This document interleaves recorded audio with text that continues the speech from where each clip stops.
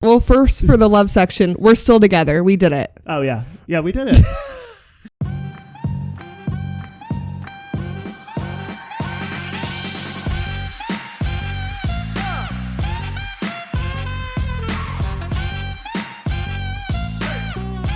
Hi, everybody. Welcome back.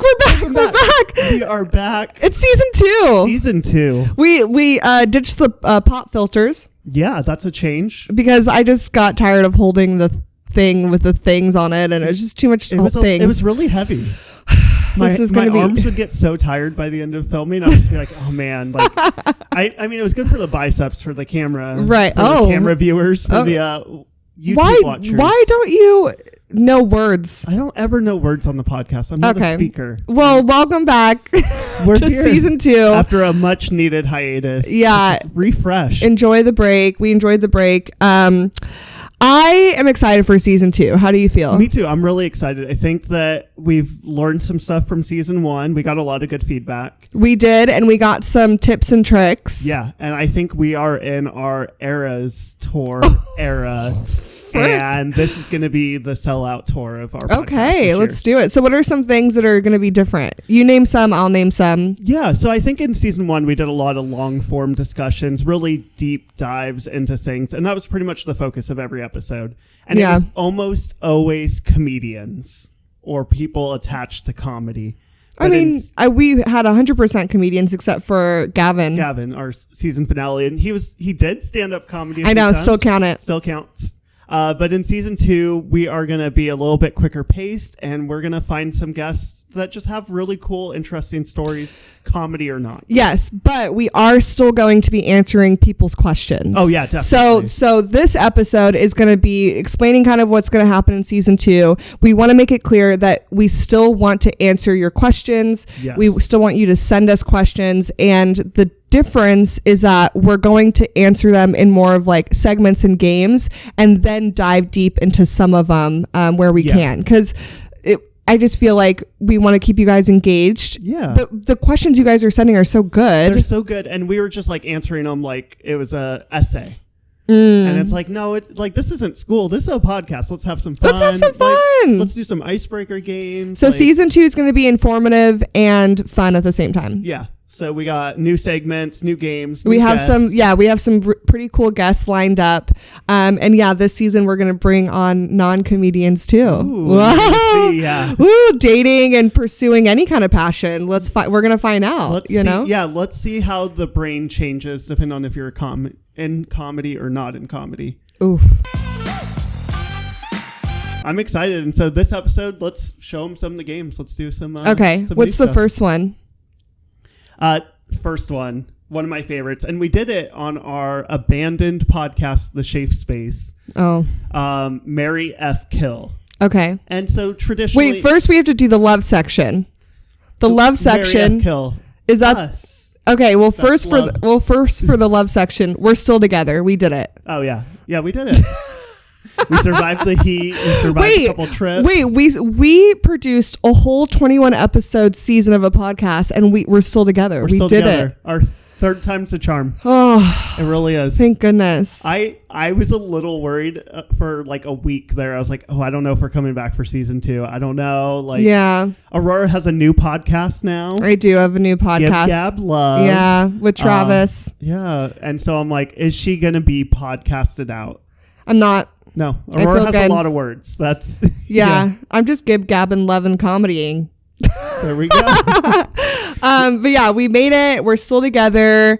We stopped going to couples therapy a couple months ago because the program was over. Yeah, and like a couple months, like a month ago. It was like a month ago. Yeah. We're looking for a new couples therapist. Yeah, because we still think it's important. If you are one, no one.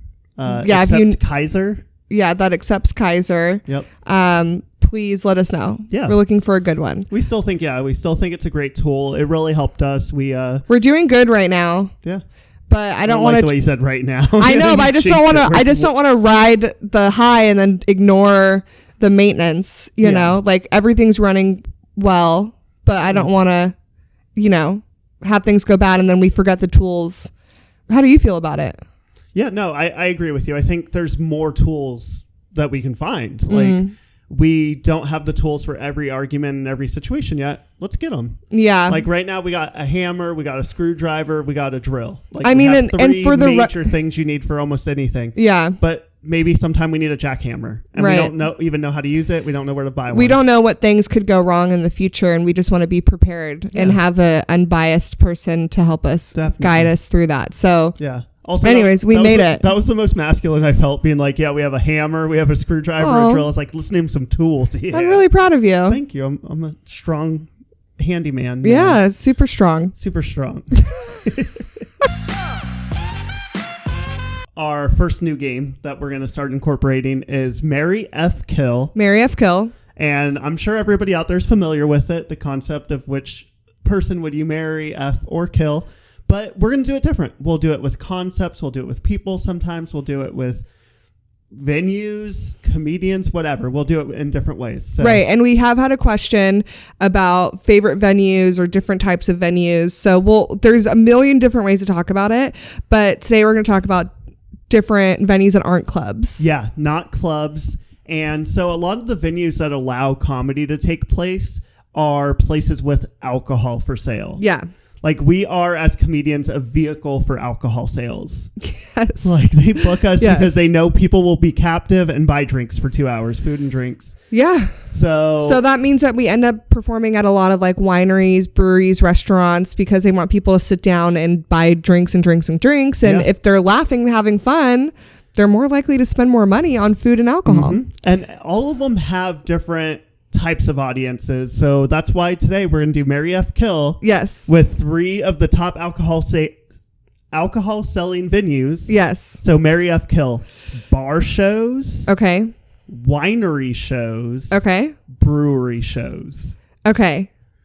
Okay. I am going to marry winery shows. Okay. I'm going to F brewery shows, and I'm going to kill bar shows. Ooh. Do you want to? I have a strong. Okay, but now you answer. Marry F Kill, bar shows, winery shows, and brewery shows. Okay, definitely marry brewery shows. Whoa. I'm gonna kill winery shows. What? And I'm gonna F a bar show or 2. Yeah. What? Yeah. Do you want to elaborate first? Oh my God. Yeah. Okay. So I would marry a winery show. Yeah, that's the one I want to kill. So what's going on? I'm like, what are you experiencing there that I'm not? Because I'm like, it can go. Winery shows for me have always been very reliable. Okay. There's always like an audience in a winery show. Winery shows, I feel like I've always made a lot of money at. There's always like a big attentive audience. It's like people go to like sip and listen and be in like an ambiance of like relaxation and entertainment. And I haven't done a winery show that's been negative. Like every winery show I've done that I can remember at least has been very positive. Really? A lot of like attentive people and a good place to work out material because they're listening. Even in an outdoor winery show, it's been like good. Like people, it's just like this idea of like sitting back and like relaxing. I do agree with you on that part, that they are a very relaxed venue. But my problem is, the reason I want to kill them is because they're too relaxed, where people are sleeping or can't pay attention. No. Because wine like gives you the headache, gets you tired, like especially champagne headaches. Like I've had great winery shows, don't get me wrong. But most of the time I feel like people are so tired, they can't follow along with like longer form comedy. So I'm like, I just want to kill them. I'm like, of the 3, I'm like, they're the. Oh my God, those are always the most fun. And I always get like the most like traction with people at a winery. I can't. So I feel wild. like my energy is so different. Like my energy is like shots, and they're like, we're sipping, and so like I never fully. I have vibe. a bougie energy, so maybe that's why I like it. And like, I make the most money off sales. I'm like, because they're rich. Like people with money go to wineries. Okay, well, I guess I get it. I get it. Yeah. I would not. If anything, if not marry a winery, I would be like, fuck a winery, but. Okay. I would I would sleep with the winery, yeah. but I would never kill. You would never. I would kill. And then, which one did you say you wanted to kill? Bar shows. Okay. Yeah, I want to kill bar shows. And you said you would F a bar show. Yeah. Okay, I would F a brewery show. You would F a brewery show. Yeah, okay. So you would kill a winery, you would F a bar, and you would marry a brewery? Yeah. Okay. Let's talk about the brewery. Okay, the brewery. Because I would just F a brewery. Okay, and what's your thought there? Brewery shows are the TJ Maxx to Target version of a winery. Like if wineries are Target, the brewery is the TJ Maxx. It's like, it's still nice and fun and quality, but it's way more laid back. It's just the people who are just like, we want nice, but we're just like chill. Like it's but it's closer to party, right? Yes. Like wineries, like bougie, like, oh my God, we laugh differently. Mm-hmm. But a brewery's like, I feel like it's a younger demographic. Yeah. It's a lot of dog lovers. It is. And it's a lot of people who love food trucks and just like a nice summer day. And they have so much fun. Yes, they do. And I don't know. I would F a brewery because I'm like, yeah, like that's a good time. And I'd go back and like do it again. Yeah, but you don't want to marry it. But I don't want enough money. Yeah, because they can't contribute to long term. My love don't cost a thing, except it does. It does. And then you would. So I would F a brewery. You said you would marry. Okay. Breweries, yeah, just like you were saying, laid back, fun people. I love a good unique food truck. I love a good unique beer. The people there are relaxed but fun, like not sleepy usually. Like a lot of people are doing session IPAs and sipping. There's the occasional person who did a 14% and they're like, I'm that person. 14% pints deep and they're just like, I'm literally that person. You're like, what has the most alcohol? And they're like, all right, what do you like to drink though? You're like, whatever has alcohol. They're like, are you sure you like a stout? And I'm like, yeah, did I stutter? Yeah. I want a stout. If they made a 17% Pilsner, you'd be like, yes, I don't care that it's just Do I like Pilsner? It's like the standard Pilsners and lagers are just the basic beers and you don't really like them.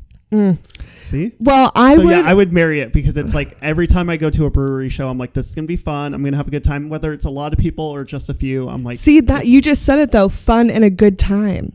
Yeah, but that's how I would describe someone I want to just fucking leave. No. They're fun and a good time. So here's the transition. For me, bar shows I want to F because bar shows are unpredictable. No. Like I might find you don't marry the unpredictable. You F the unpredictable. No, I'm killing them. Consistent fun. Bar shows are terrible.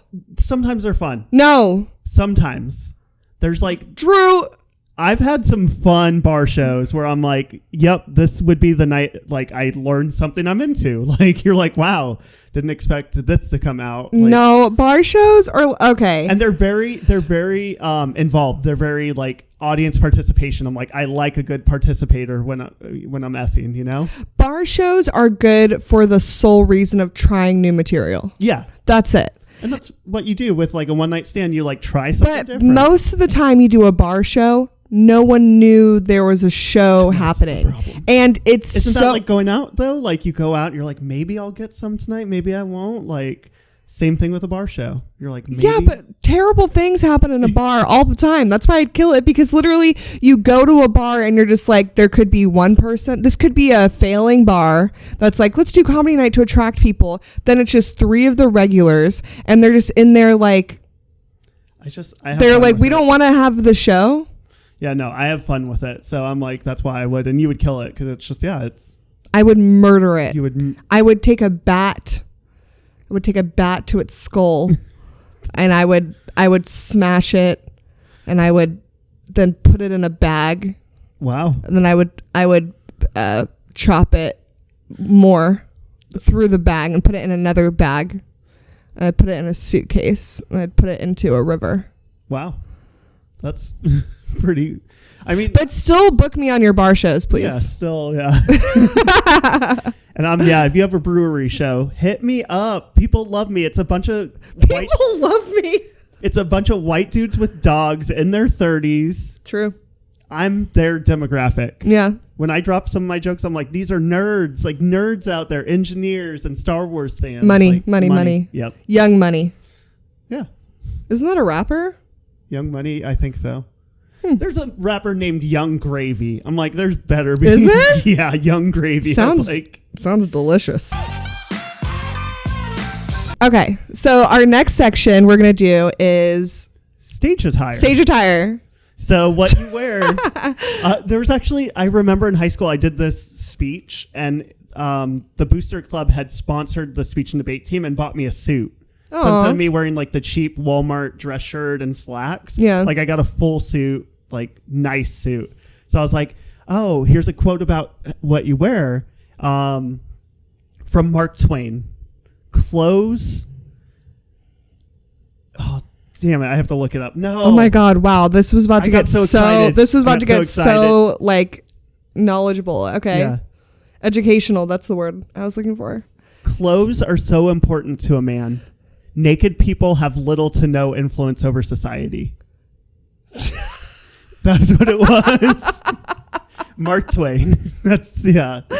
Okay. And so I said that in front of a group of parents of students at the school, and they laughed so hard. So what you is that a real quote? It's a real Mark Twain. Oh, yeah. Interesting. Clothes are important to a man. Naked people have little to no influence over society. It's true. Except sex does sell. Yeah, and if there was a naked person, it would influence everybody to react. Like, see, on a football field, I mean, OnlyFans is because naked people. Okay. Right. So that's an intro. So we're going to talk about clothes on stage because we did get a question. I don't remember who it's by. We did a bad job of prepping.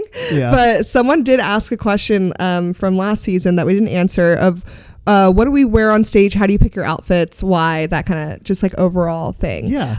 So first we're going to play the deadliest sin. Okay, so what we think is a deadliest sin to wear, the worst thing you can wear on stage as a performer. Should be canceled as a comedian. Yeah, so go for it. Also, I'm so worried you're gonna touch a button. Your giant fingers. My giant fingers. Okay. So for me, I think the deadliest sin, honestly, wearing shorts on stage as a man.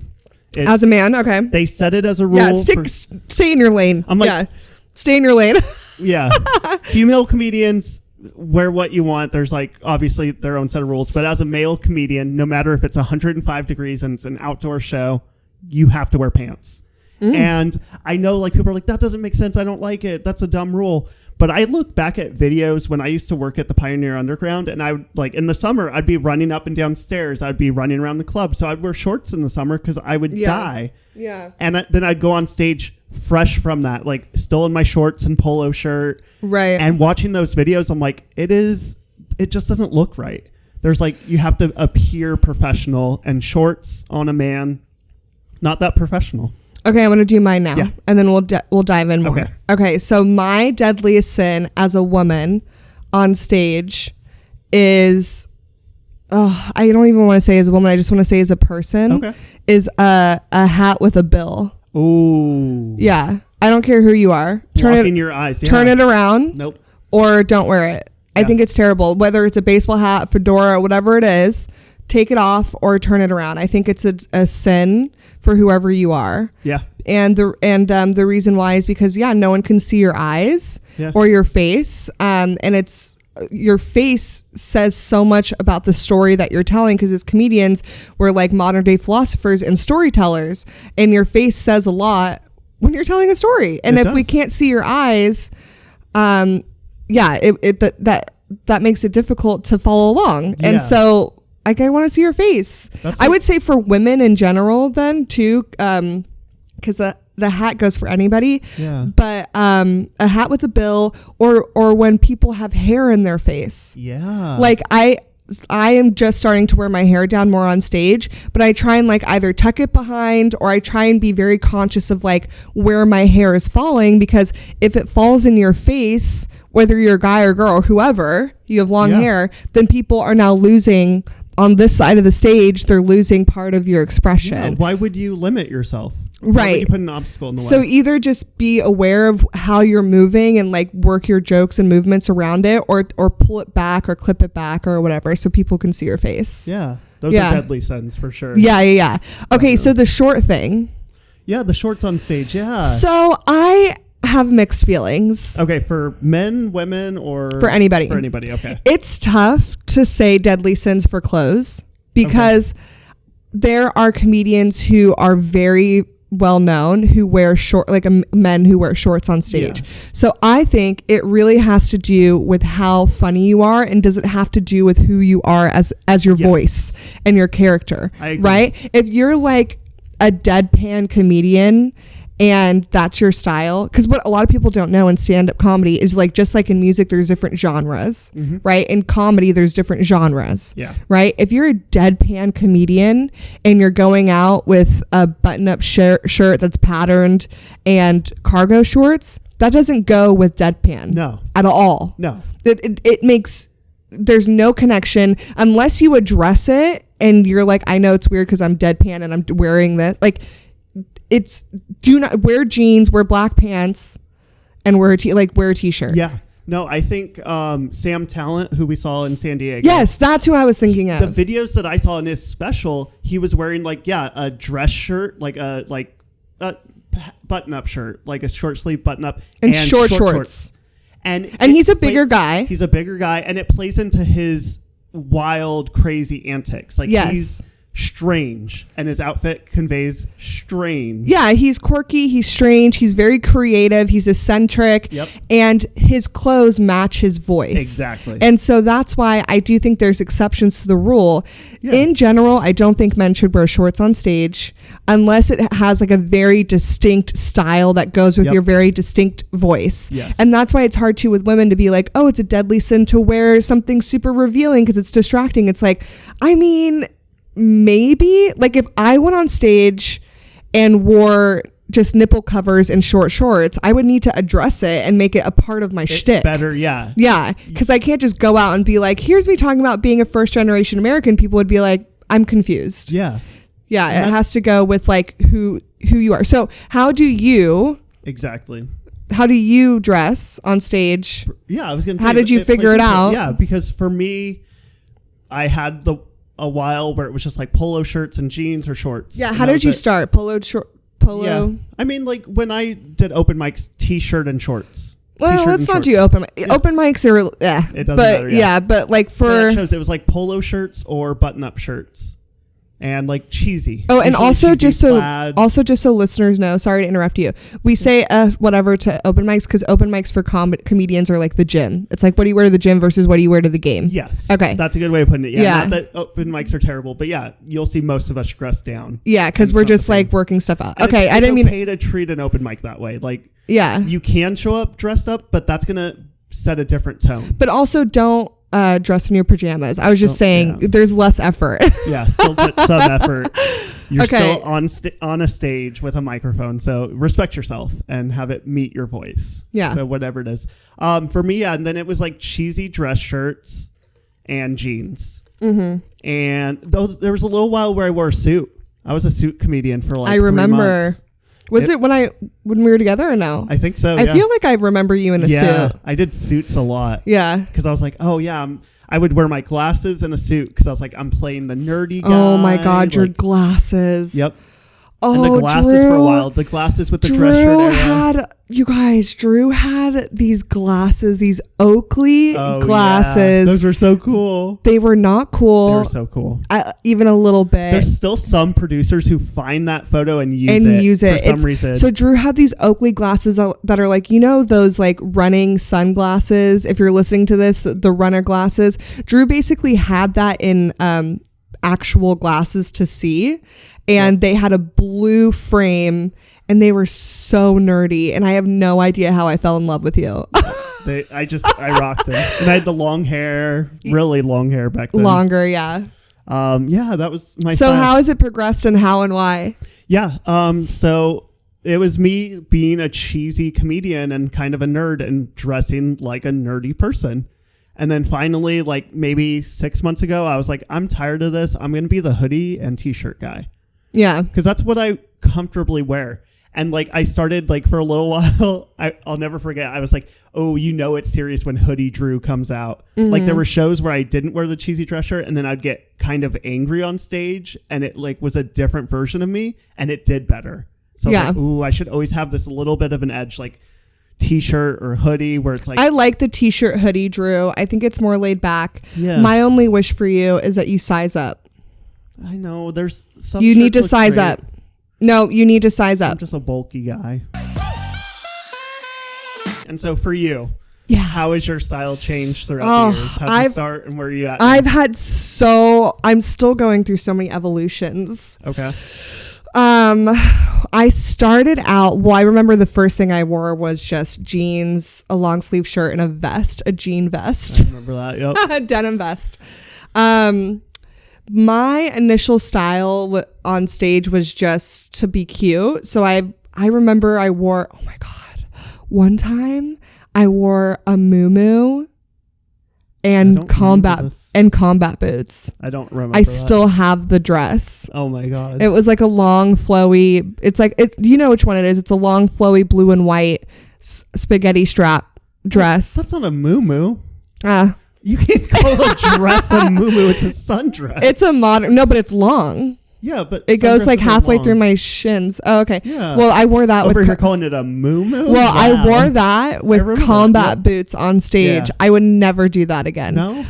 No. So my progression. I wore dresses on stage, but I think why is because when I started stand up, I never performed on a raised stage. That's a good point. Yeah. I literally just realized that like yesterday. I was like, why did I? Because I was looking back at old videos and I was like, I wore dresses and I don't wear dresses anymore because at Pioneer Underground in Reno, the audience would go up and you were at the bottom of the theater. Yeah, and at all the open mics were on the ground. We were all on the same level. So I wore dresses because I didn't have to worry about anyone seeing anything. Yeah. And then when I started to travel and do more shows, I was like, oh, the stages are raised. Usually, your feet are at face level. At face level. In the front row, yeah. Yeah.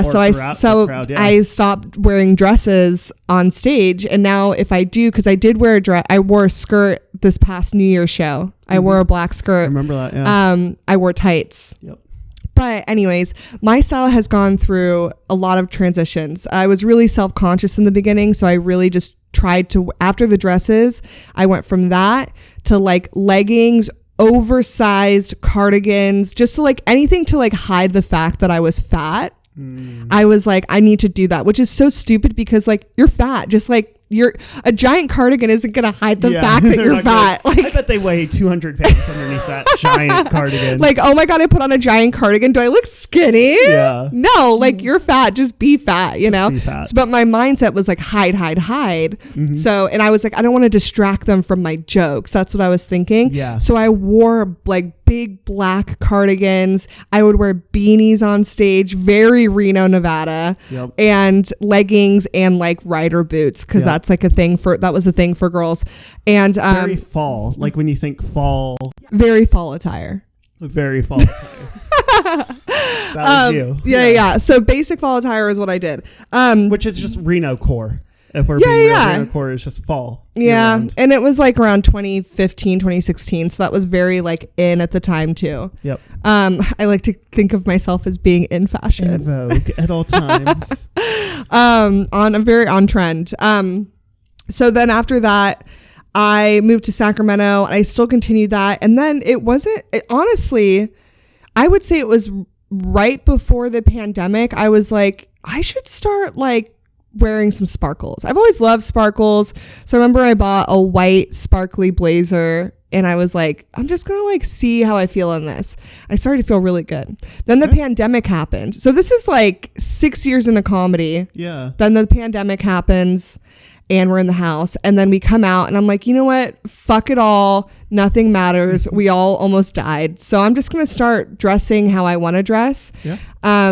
I've talked about this on the podcast before, but I removed a lot of people in my life that made me feel uncomfortable with the way that I dress because I would wear some more like what they would literally say gaudy, and they would make fun of me for it and be like, oh, that's so gaudy. I could never. And so I'd remove those people that made me feel bad about what I chose and started to just trust my gut.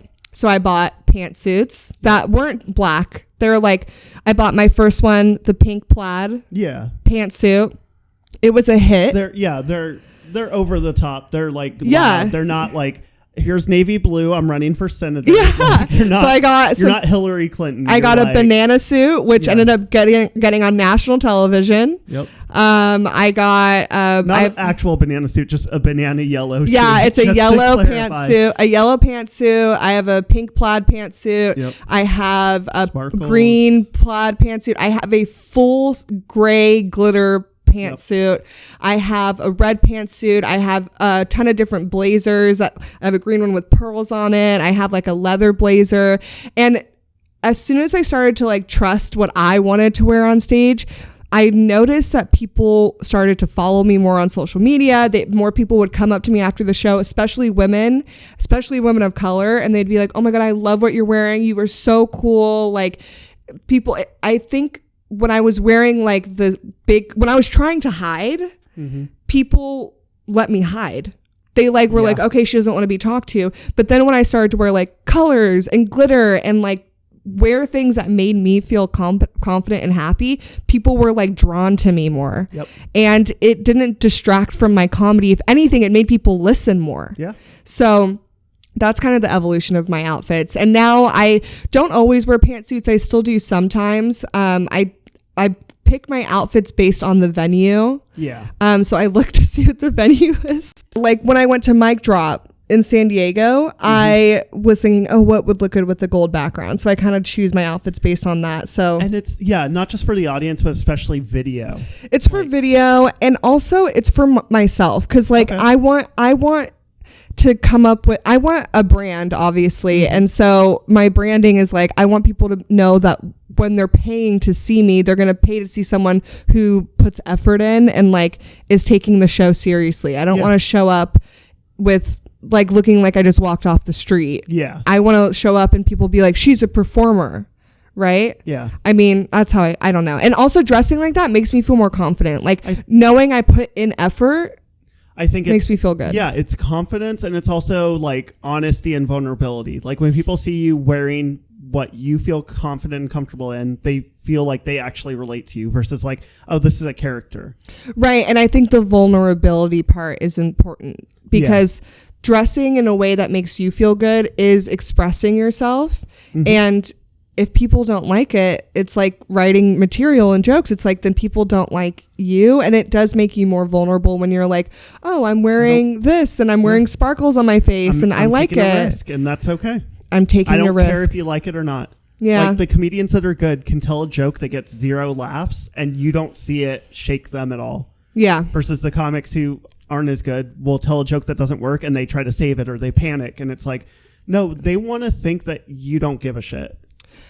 And yes, but there's there's an art to it too. Because I've seen comedians go up and they're not speaking their truth. They're speaking what they think people want to hear, and the joke bombs, and then they confidently move on. And it's like they didn't understand the assignment. The assignment is to speak your truth and truly make yourself vulnerable. Yes, and then if it doesn't work, then you just go, oh well, they just don't like me, and that's okay. Yeah. And anyways, that's how I pick my outfits. Is I pick my outfit based on the venue, the mood I'm in. If I'm hosting at a comedy club, who am I hosting for? Yep. And then I pick my outfit. And now it could be jeans, a big t-shirt, and a blazer. It could be like my hair and makeup will always be done. Yeah. And I take what I wear on stage very seriously. And I think people appreciate that. Yeah. I think when the question came in for our podcast, it was directed towards you. Yeah, because I was like, how do you pick which t-shirt to wear? Just whatever's on top. I do have a distinct look on stage. And I for the past 3 years, I've always wore a high pony, and I'm kind of leaning away from that for 2 reasons.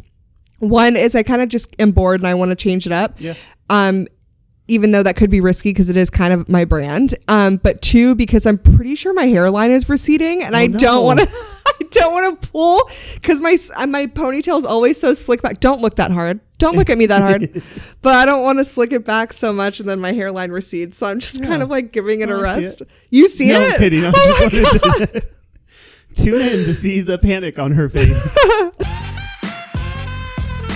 Thank you so much for listening. This was episode 1 of season 2. Oh my God, we did it. Yeah, we did it. Yeah. And we're back. Yeah, and we have more games that we're going to play. You want to tell them? Yeah, we didn't have time to do all of them, but we're going to keep pocketed punchlines. Yes. Very popular segment. The comedians who were on loved it. We loved doing it. So we're going to keep pocketed punchlines. We're going to do what made you laugh this week. So we're going to add in some video components. So if you're listening to the podcast, we'll try to keep you included. But watching on YouTube will be the way to see the videos that made us laugh. Yeah. So we're going to have to resist the temptation to send each other every single thing because I want to see your reaction live. Oh, okay. I understand. So that'll be fun. And then just a lot of other games. We're going to do a lot of like icebreakers. We're going to do 2 truths and a lie. We're going to do Would You Rather. We're going to do a lot of different games like that. So yeah, season 2. We have a lot of things coming up I'm excited for, and thank you guys so much for riding with us in season 1. If you're just finding us in season 2, thank you so much for listening. You can find us on all streaming services. You've already found us if you're listening to us, but follow us at The Love and Comedy Podcast on TikTok and Instagram. Yep. We post updates and everything, and follow me. I'm Aurora Singh, one of your hosts. I don't even know if I introed myself in the beginning. We never introed it, yeah. Well, whatever. Hi, I'm Aurora Singh. Hi, I'm Drew Schaefer. And we're recording live from the Comedy Spot. Yeah, live. We're recording from recording alive from the Comedy Spot. We are your host. Anyways, follow me. I'm Aurora saying comedy on everything. And I'm Drew Schaefer, comedy on everything. And follow, like, subscribe, comment, share, rate. Everything that you can engage with us. And then send us your questions as well. We want to look at these questions with a new perspective this season. So yes, and we release episodes every Thursday. Thank you so much. Thanks, guys. Love you. Bye. Comedy you.